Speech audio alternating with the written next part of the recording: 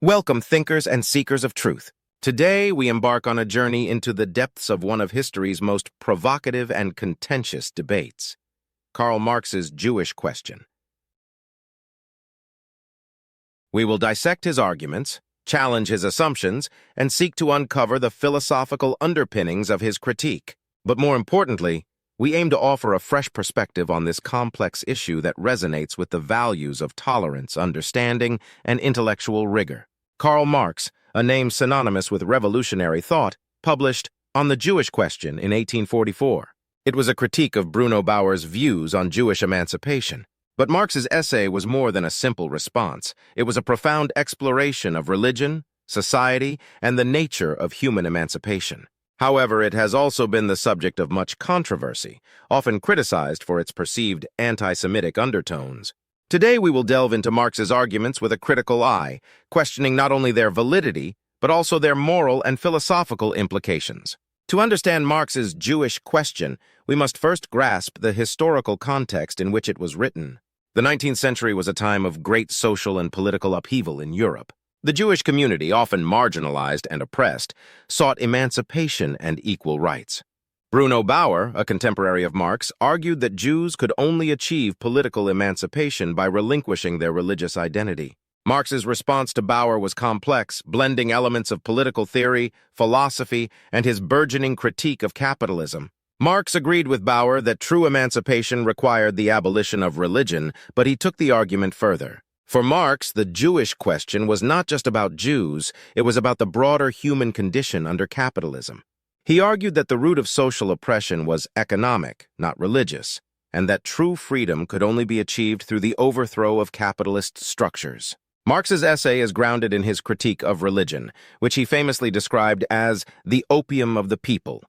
He believed that religion was a symptom of social and economic alienation, and that political emancipation required a move beyond religious identity. Marx argued that both Jews and Christians were enslaved by their economic conditions, and that true liberation could only come from a radical restructuring of society. Marx's critique extended to the nature of citizenship and the state. He claimed that political emancipation within a capitalist society was limited and superficial.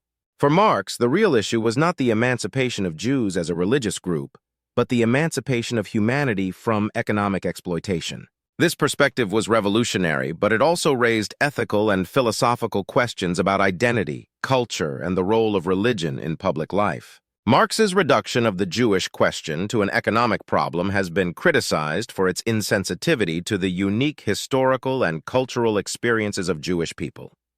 By focusing solely on economic structures, Marx arguably overlooked the importance of cultural and religious identity in shaping human experience. Additionally, Marx's language has been interpreted as perpetuating negative stereotypes about Jews, particularly in his association of Judaism with mercantilism and money. This aspect of his argument has fueled accusations of antisemitism, which cannot be ignored in any comprehensive critique. These criticisms highlight the need for a nuanced and multidimensional approach to social issues. While Marx's economic analysis offers valuable insights, it is essential to consider the interplay of cultural, religious, and economic factors in shaping human societies. By doing so, we can develop a more holistic understanding of emancipation and justice. Marx's Jewish question prompts us to reflect on the nature of freedom and the paths to achieving it. In today's world, where issues of identity, religion, and economic inequality remain deeply intertwined, Marx's arguments continue to resonate.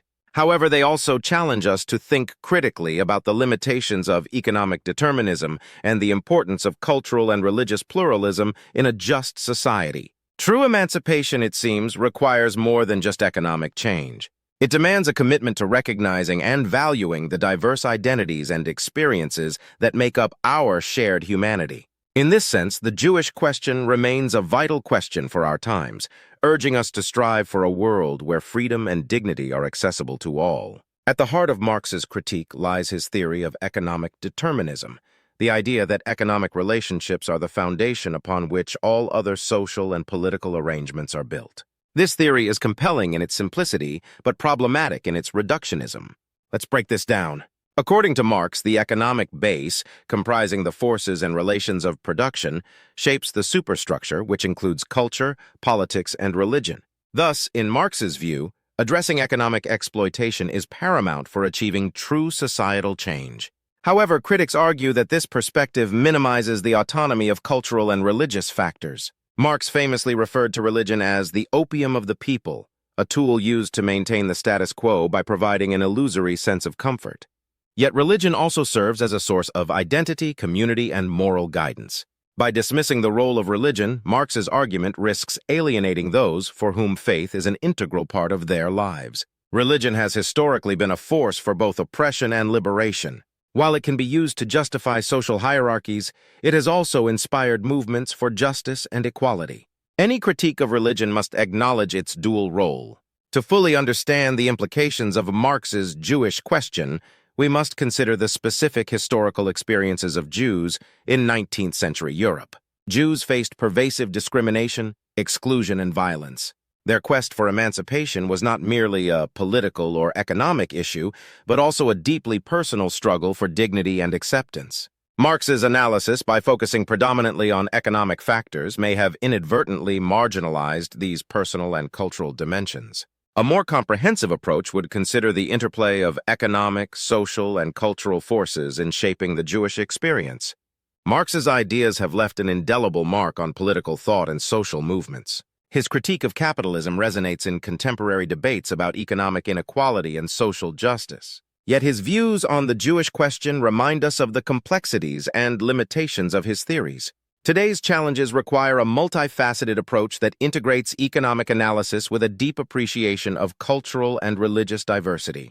By revisiting Marx's Jewish question, we can gain valuable insights into the ongoing struggle for a more just and inclusive society. As we conclude our exploration of Marx's Jewish question, let us carry forward the spirit of critical inquiry and compassionate understanding.